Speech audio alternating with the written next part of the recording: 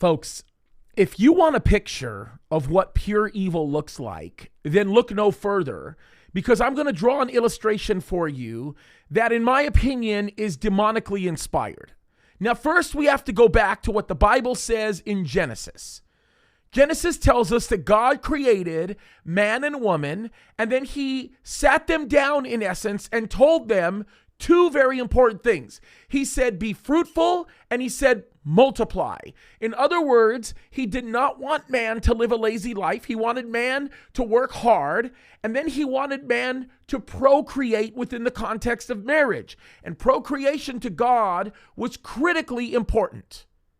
Now, when somebody who is demonically inspired comes around the corner and seeks to take control over society, they will primarily attack those two things. Stone Manning, who is the person that Joe Biden actually wants to lead the Bureau of Land Management, wrote an article, and in this article, now yes, it was a while ago, but in this article, it shows how ugly this woman actually is. The article is disgusting. The article actually calls for a reduction in childbearing in order to save grizzly bears. Yes, ladies and gentlemen, grizzly bears. That's what we're talking about here. She says that we have annexed too much space. That's really her words. Let me quote her here. She says, the damage is evident and the demise of the Grizz imminent, yet we continue our war cries while breeding our weapons. Breeding our weapons, ladies and gentlemen, having children is breeding a weapon. She goes on to say, quote, we can bicker and moan at each other in our battle about what is going to help the bear now, but ultimately we need to look at maps less and crunch numbers less and begin to wage war on overpopulation. In other words, we need to start killing babies in abortions, and what we need to do more than ever is we need to fight what God intended for this world.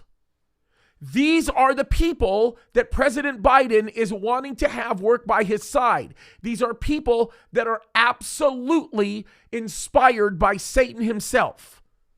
This article, by the way, was entitled On Grizzlies, Babies, and Shrinking Land. That's exactly what it says. It's completely dark. She goes on to write this about the loss of land available to the bears. She writes to Americans saying, victory in conquering the West was Pyrrhic. I don't even know what that word means. That's really weird. Anyway, she says, the most we can do for the grizzly is ensure that it has plenty of space to thrive in, not merely survive in. And the article continues to say this, we have annexed too much space and we aren't contemplating any withdrawal. In fact, we keep marching on. We are now turning the weapon of overpopulation onto ourselves. What would the demise of the grizzly predict about our lives? The population of the United States has nearly doubled since 1940, and there are many folks where I live in Montana who knew a different Montana in 1940 than they know today. The local hillsides look like war zones now. And what do you call war zones?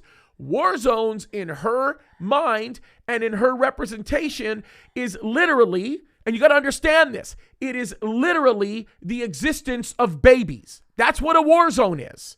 It's evil, guys. And we have to take a stand. We need to write our senators. We need to let them know. And we should be talking about this on a regular basis, because these babies that are dying at the tune of 3,000 a day, half of which are black babies, continue to create the problems that we're seeing in this society. The United States of America is being judged by God because of what we are doing. And this woman is the epitome of why that judgment is happening.